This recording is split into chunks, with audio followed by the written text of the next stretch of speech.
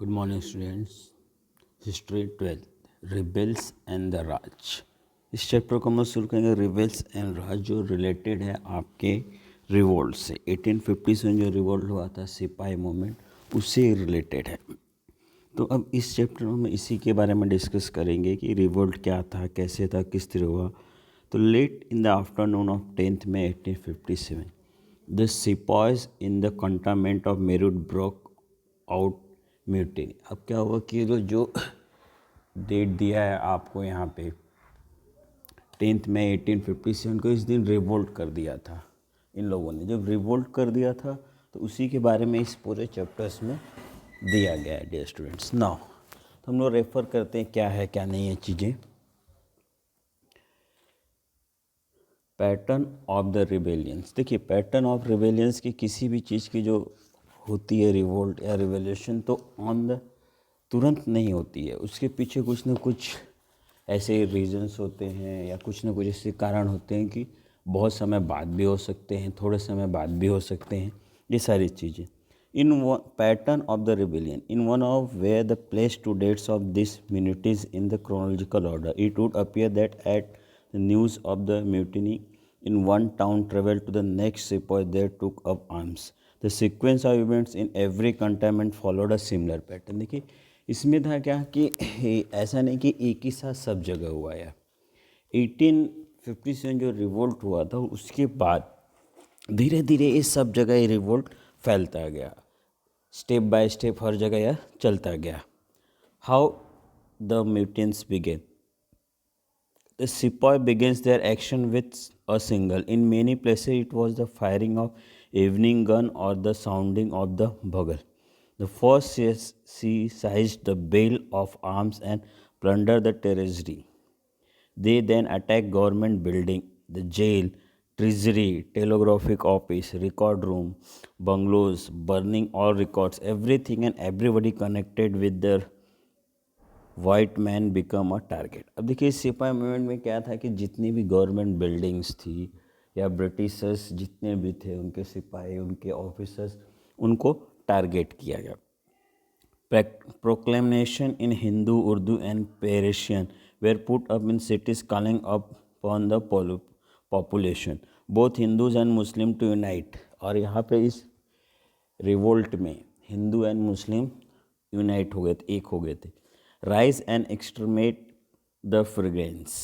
Now, when ordinary people began to join the revolt, the target of attack widened in major towns like Lucknow, Kanpur, and Bareilly.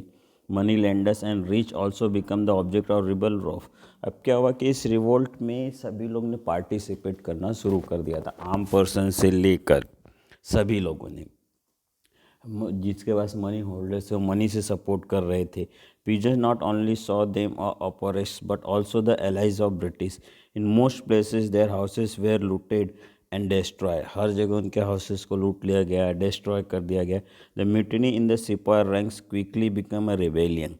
There was a general defence of all kinds of authority and heresy में सब changes आना था। In the month of May and June the British had no answer to action of rebels. अब जो ये action लिया गया तो मई और जून में उन्होंने कोई एक्शन नहीं लिया। Individual Britain try to save their own lifes and the lifes of their families. जो इंडिविजुअल ब्रिटिशर्स थे वो अपनी लाइफ और अपने फैमिली की लाइफ सेव करना चाहते थे। British rule as one British officer noted collapse like a house made of cards. वो कहे कि जो ब्रिटिश रूल था ऐसे कोलैप्स हो गया जैसे कि कार्ड जो लगाया जाता है कार्ड खेलने के लिए, उस तरह से जैसे कोलैप्स हो जाता है उस तरह से। Now line of communication. The reason for similarity in the pattern of the revolt in different places lay partly in its planning and coordination. It clear that there was a communication between the सिपॉल lines and various cantonments. अब देखिए, lines of communication के लोग के पास सिपाही movement में जो था तो इनके पास कम्युनिकेशंस के लिए जरिया तो सिर्फ मैसेज पास हो करना एक पर्सन से दूसरे पर्सन, टेलीफोन वगैरह तो अवेलेबल थे ही नहीं लोगों के पास। Then the 7th Awadh irregular cavalry had refused to accept new cartridges in early May. They wrote to 14th native infantry that they had act for the faith and awaited for 48th orders. Sepoy of their emissaries moved from one station to another. People were thus planning a taking about the rebellion. अब उन rebellion ने किस तरह से act किया वो बताया गया. The pattern of the mutinies and the piece of evidence that suggests some sort of planning and coordination raise certain crucial question. अब यहाँ पे जो रिवेल्शन थे, रिवोल्ट करने वाले थे, उनके बीच कोऑर्डिनेशन और प्लानिंग की कमी मिली. How were the plans made? Who were the planners? It is difficult on the basis of available document to provide direct answer to such question. अगर आज के डेट में हम इस क्वेश्चन को जानना चाहें कि किस तरह से ये प्लानिंग बनी, किसने बनाई, किसने उनको लीडरशिप किया, तो इसके डॉक्यूमेंट ज़्यादा अवेलेबल नहीं है कि हम उस चीज़ को जान सकें. But one incident provides clues as how the mutinies came to be organized. Captain History of Awadh military to police had been given protection by his Indian subordinate during the mutiny. The 41st Native Infantry, which was stationed in the same place, insisted that since they had killed all their white officers, the military police should also kill History of deliver him as a prisoner to 41st. 41st में उसने सारे officers को मार दिया तो उसको prison में डाल दिया गया. The military police refuse to do either and it was decided that matter would be settled by a panchayat composed of native officer drawn from each regiment. Charles Ball, who wrote one of the earliest historian of uprising, noted that panchayat were nightly occurrence in the Kanpur sepoy line. What this suggests is that some of the decisions were taken collectively, given the fact that sepoys lived in lines and shared a common lifestyle, and that many of them come from same caste. It is not difficult to imagine them sitting together to decide their own future. The sepoys were the makers of their own rebellion. The sepoys थे वो rebellions बन चुके थे, उनको futures में कुछ ऐसा नहीं था, वो बस विद्रोह, रिवोल्ट, यही सारी चीज़ें उनके माइंड में चल रही थी. Leader and followers. To fight the British leadership and organisation were required. देखिए, ब्रिटिश से फाइट करना है तो लीडरशिप और ऑर्गेनाइजेशन बहुत ज़रूरी था. For this rebels sometimes turn to those who have been leaders before the British constitute. अब तो इस समय सिपाही उनकी तरफ जाना चाहते थे जो पहले से ही ब्रिटिशर्स के विद्रोही थे और ब्रिटिश को विद्रोह कर रहे थे ब्रिटिशर्स के खिलाफ. One of the first act of Sipahi of merit, as we saw, was the rush to Delhi and appeal to the old Mughal emperor to accept the leadership of the revolt.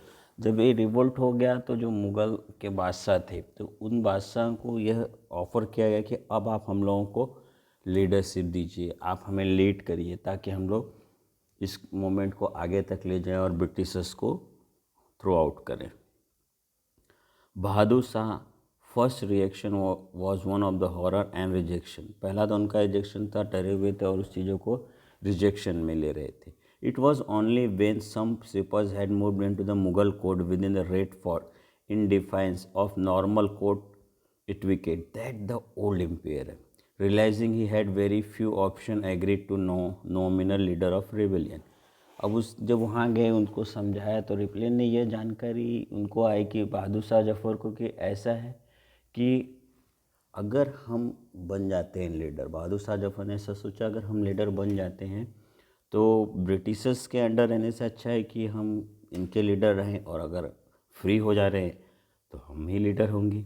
Else where similar scenes were enacted on a minor scale. In Kanpur, the Sipahi and people of town gave Nana Sahib, the successor of Peshwa Bajirao II, no choice save to join the revolt as their leader. In Jhansi, the Rani was forced by popular pressure around the assume the leadership of the uprising. So was Kunwar Singh, a local जमींदार in अरह इन बिहार. कुंवर सिंह जो थे local थे बिहार के, तो वह भी क्या किए कि उनको भी उन्होंने रिवोल्ट में ले लिया. In Awadh, where displacement of popular Nawab Wajid Ali Shah and annexations of state were still very fresh in memory of the people. The populace in Lucknow celebrated the fall of British rule, hailing Brish Kudar, the young son of Nawab and the leader. Not everywhere the leaders people of court reigns, rajas, nawab and talukdars. Often the message of rebellion was carried by ordinary men and women, and in the places where religious men too. From Meerut, there were reports that a fakir had appeared riding on the elephant and that Sipas were visiting him frequently. In Lucknow, after the annexations of Awadh, there were many religious leaders and self-styled prophet was preached the destructions of British rule. Elsewhere, local leaders emerged urging peasants, zamindars, tribals to revolt. Shah Amal mobilized in village for Pargana Borot in Uttar Pradesh. Gonu and tribal cultivator of Singhom in Chota Nagpur become a rebel leader of coal tribals of region. मतलब कि अलग अलग community से लोग इस revolt को join कर रहे थे, चाहे वो लोअर कास्ट के हो, चाहे अपर कास्ट के हो, चाहे नवाब घराने को, कहीं से भी हो। और देखिए इससे यह पता चला कि जो मोमेंट था रिबेल्स ऑफ 1857, जो मोमेंट था ये एक तरह से ऐसा रिवोल्ट था जिसमें सिपाहियों का विद्रोह मात्र ही नहीं था। ऐसा हम नहीं कह सकते ओनली सिपाही movement is responsible for the 1857 revolt, because Britishers जो पॉलिसीज बनाए थे it is very harsh and many of the people unsatisfied with the policies of British. So British policy is burden on Indian peoples. It was the main reason कि peoples having the policies and harass them and they were not give any chance to act about the policies. Then 1857 is not a first, it is not a first revolt. ऐसा हम नहीं कह सकते कि ये first revolt था, but highlighted first revolt इसको ही माना जा सकता है क्योंकि इसके पहले भी बहुत से विद्रोह हो चुके थे जिसको छोटे मोटे थे। और फर्स्ट 1857 में जब रिवोल्ट हुआ था ऑन दैट टाइम इंग्लैंड में प्राइम मिनिस्टर था विस्कॉट पाल्मस्टन। विस्कॉट पाल्मस्टन था, उसने ये देखा कि उसकी जो पॉलिसीज़ थी, प्लान्स थी और जो उसके रूल्स थे, British east India company before 1857 तक ब्रिटिश ईस्ट इंडिया कंपनी का शासन था। आफ्टर 1857 रिवोल्ट क्राउन, तब क्राउन शासन आ गया था भारत पे। Rumors and Prophets played a part in moving people to action. As we saw, Sepoy who had arrived in Delhi from Meerut had told Bahadur Shah about bullets coated with the fat of cows and pigs and that beating those bullets would corrupt their caste and religion. अब क्या हुआ कि जो सिपाही movement हुआ था उसकी सबसे बड़ी रीज़न थी पिग एंड काऊ की स्किन से रैप्ड बुलेट, जिसको उनको जब ओपन करना होता था दे टीथ, अपने टीथ के सहारे उनको ओपन करना होता था। और ये Hindu and Muslims both community के लिए दोनों जो एनिमल्स थे इम्पोर्टेंस अपना रखते थे। तो एक सबसे बड़ा कारण ये था। British tried to explain to the Sipa that it was not a case, but the rumor that new cartridges were graced with fat of cows and pigs spread like wild across the Sipa lines of North India. अब British ये समझाना भी चाह रहे थे कि ये rumours है कि इसमें काऊ की या पिग की स्किन है, ऐसा है, लेकिन तब तक ये रूमर्स पूरा फैल चुका था। This one of the rumor whose organize can be tracked. Captain Wright, commandant of Rifle Instruction Depot, reported that third week of January 1857, low caste Khalasi who worked in the magazine in Dum Dum had asked to Brahmin Sipai for a drink of water from his lota.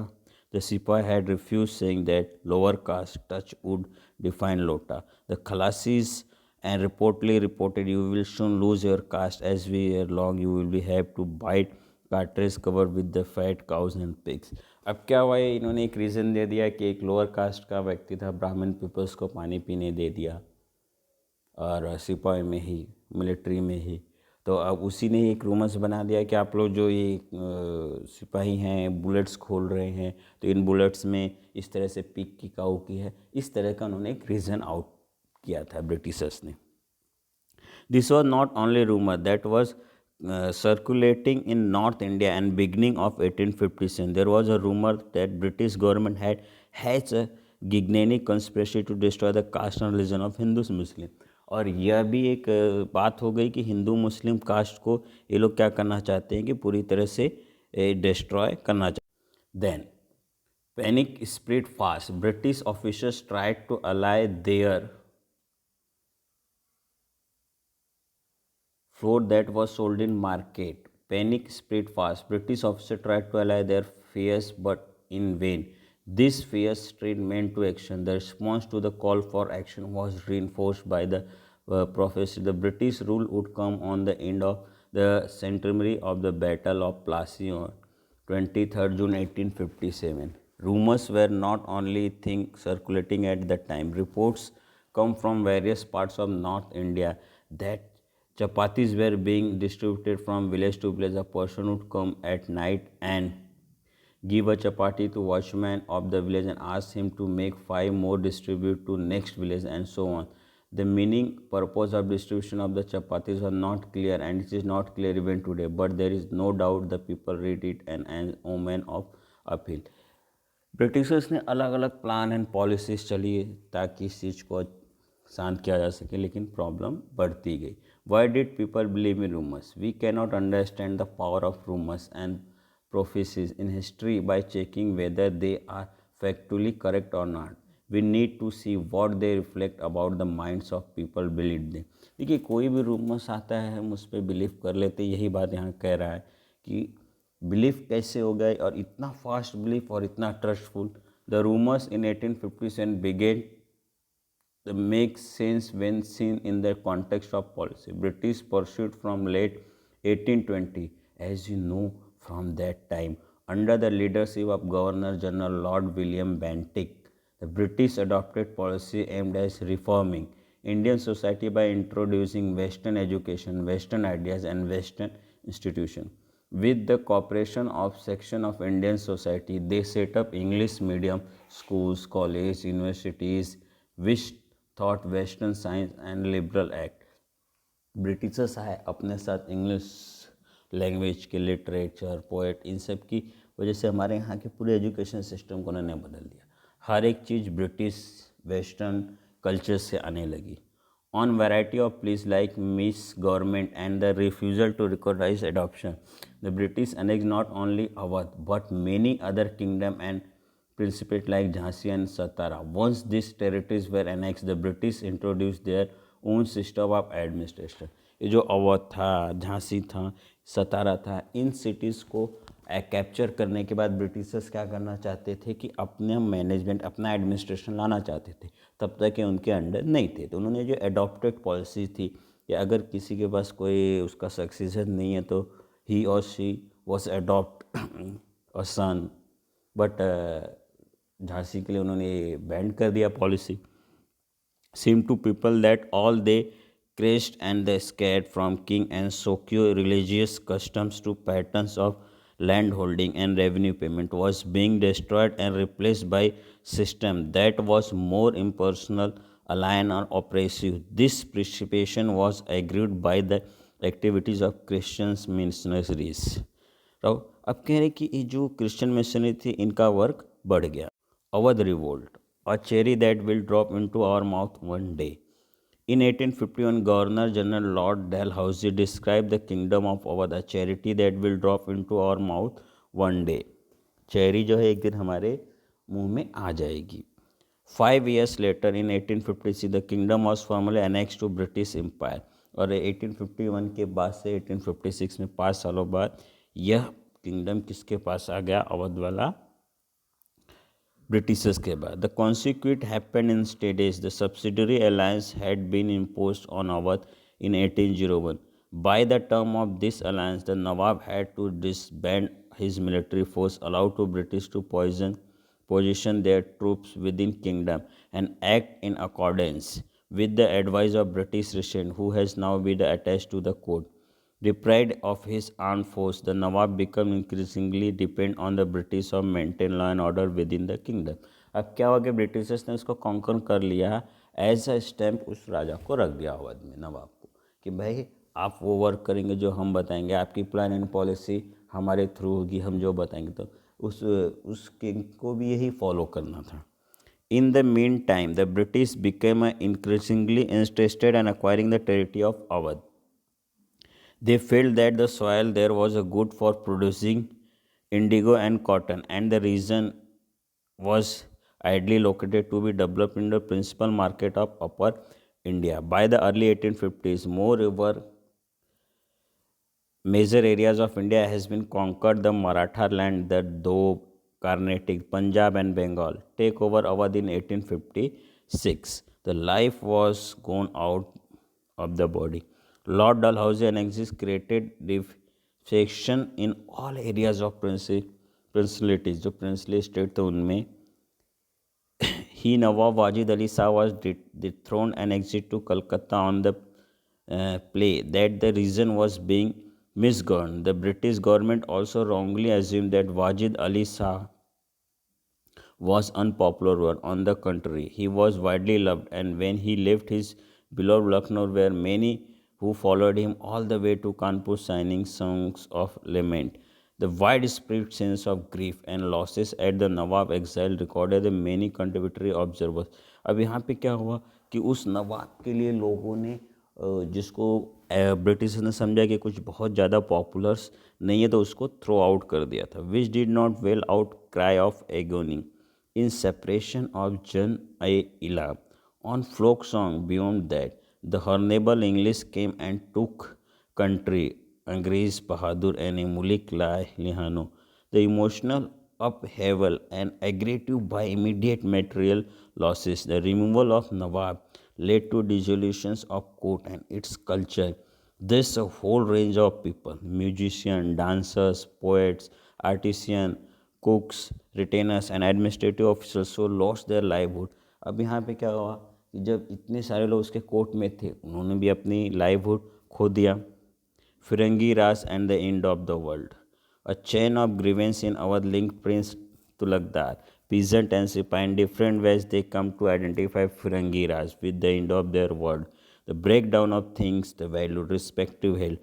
Britishers को फिरंगी भी कहा जाने लगा. अब उसको फिरंगी राज नाम दे दिया कि अब हमारा राज खत्म हो गया. अब कौन सा राज आ गया? Firangi Raj. Whole complex of emotions and issues, traditions and loyalties worked themselves out in revolt of 1857. In Awadh, more than anywhere else, revolt became an expression of popular strength and a line order. बहुत ज़्यादा ये popular भी हो गया था moment और जो लोग दबे हुए थे ब्रिटिशर्स के अंदर वो भी इसमें पार्टिसिपेट करने लगे. Nawab. It also disposed of Tulakdar of the region. The countryside of Awadh was dotted with the estates and forts of Talukdars from many generations had controlled land and power in countryside. Before the coming of the British, Tulukdars maintained armed retainers, built forts, and enjoyed a degree of autonomy. As long they accepted the sovereignty of the Nawab and paid the revenue of their talukas. Some of the bigger talukdars had many as 12,000 foot soldiers and even smaller ones had about 200. British were unwilling to tolerate the power of talukdars. Immediately after the annexation, talukdar were disarmed, their forts destroyed. जो तालुकदार होते थे वो इनके oppose होते थे. उनके पास पैदल चलने वाले जो आर्म्स होते थे 12,000 से लेके अगर छोटे रहेंगे तो 200 होते थे. British land revenue policy further determined the position and authority of talukdars. After annexation, the British revenue settlement known as Summary Settlement of 1856 was based. Within the summary settlement proceed to remove the talukdars where possible. अब जो policies लाए थे land से and taxation से थे तालुकदार लोगों को control में रखने के लिए ही थी. Then British land revenue officials believed that by removing talukdars, they would be able to settle the land with the actual owners of soil, and this reduced the level of exploitation of peasants while increasing revenue returns for state. अभी direct revenue लेना चाहते थे, नहीं चाहते कि तालुकदार उनसे collect करके direct इनको दे, तो बीच में करप्शंस के भी चांसेस ज़्यादा होते थे. Officials soon found that large areas of Awadh were actually heavily over erased. In increase of revenue demand in some places was from 30 to 70%. This neither Talukdar nor peasant had any reasons to happy with the annexation. और इस वजह से तालुकदार भी उनसे happy नहीं. As visitors, the British recorded their own trials and tribulations as well as their heroism. They dismissed the rebels a bunch of ungrateful and barbaric people. Liberations of the rebels also meant silencing of their voice. Few rebels had the opportunity to recording their version of events. Moreover, most of them were sepoys and ordinary people who were not illiterate. This, other than few proclamation Itihascar issued by rebel leaders to propagate their ideas and pursued people to join revolt. We don't know how much the throws light of prescriptive of the rebels. जो rivals थे वो actually चाहते क्या था कि इसमें बहुत ज़्यादा एजुकेटेड पीपल्स नहीं थे, तो चाहते थे उनको कोई लीडरशिप दे, प्रॉपर गाइडेंस दे, ताकि वो लोग उसको और आगे तक ले जाएं और फ्री हो जाएं ब्रिटिशर्स से. Attempt the reconstruct what happened in 1857. This heavily depend on what British wrote. While this source reveal the minds of officials, they tell us very little about the vision of unity. Rebel proclamations in 1857 rapidly appealed to all sections of population, irrespective of their caste and creed. Many of the proclamations were issued by Muslim princes of their names, but even this took care of address to sentiments of Hindus. अब इस revolt में जितने भी राजा थे, Muslims राजा, तो मुस्लिम राजा जो थे तो वह इस तरह से डील करते थे ताकि जो हिंदूस पीपल थे उनकी वो भी भावनाओं को ठेस न पहुंचे. The proclamation that was issued under the name of Bahadur Shah appealed to people to join the fight under the standards of both Muhammad and Mahavir.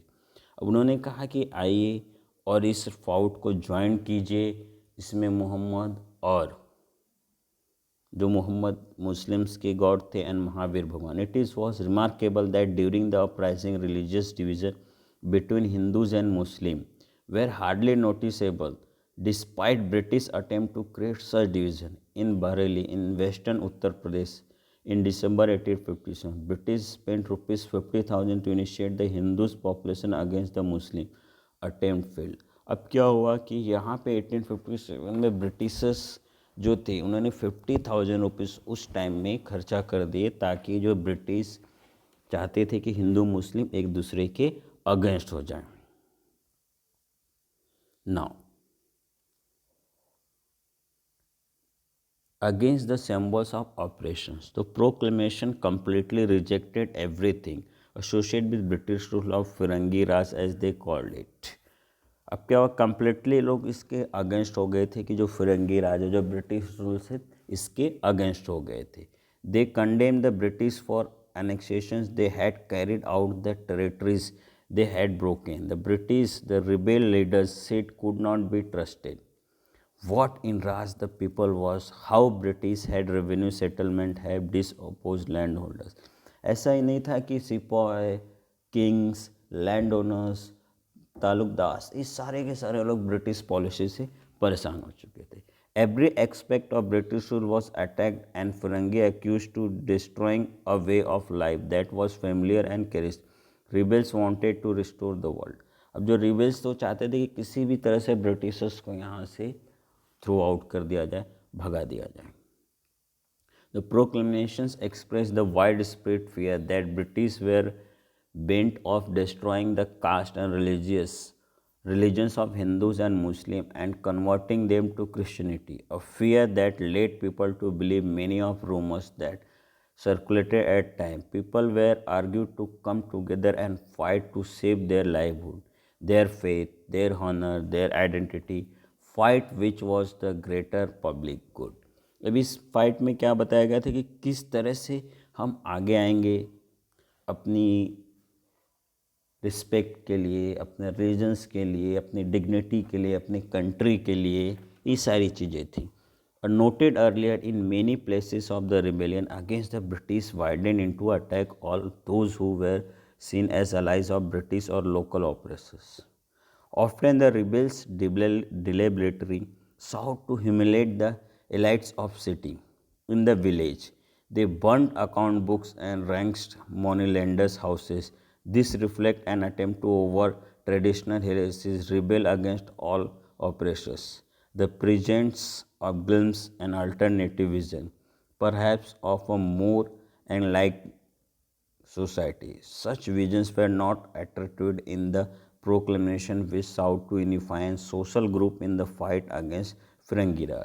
सारे के सारे लोग इनके अपोज हो जाना, ये भी एक रीज़न था 1857 के रिवोल्ट का. Search of alternative power. One British rule had collapsed. The rebels in places like Delhi, Lucknow, and Kanpur tried to establish some kind of structure and authority administration. This was a course short-lived, but attempts so that rebel leadership wanted to restore the pre-British world of the 18th century. अब 18th century के पहले का जो British rule था वो चाहते थे कि उस रूल को पहले हिलाया जाए. तो जो रिबेल्स थे वो एक अलग तरह का एडमिनिस्ट्रेशन लाना चाह रहे थे. Appointments were made to various ports और arrangement made for collection of land revenue and the payment of troops. Orders issued to stop loot and plunder. वो लोग कह रहे थे कि जो ये रूट है स्टॉप करना है, प्लंडिंग को, इस सारी चीज़ों को क्या करना है, हमें बंद कर देना है ताकि हम किसी तरह से भी इसको रोक सकें. Chains of command were laid down to army. In all this, rebels harked back to 18th century Mughal world as a world that became a symbol of all that had been lost. अब किस तरह से मुग़ल ने अपना सारा कुछ lost कर दिया था, ये सब भी इसी के रिवोल्ट के पहले की बात थी. और Bahadur Shah Zafar was the last ruler of Mughal dynasty. And इसके आगे का हम लोग नेक्स्ट वीडियो देखेंगे.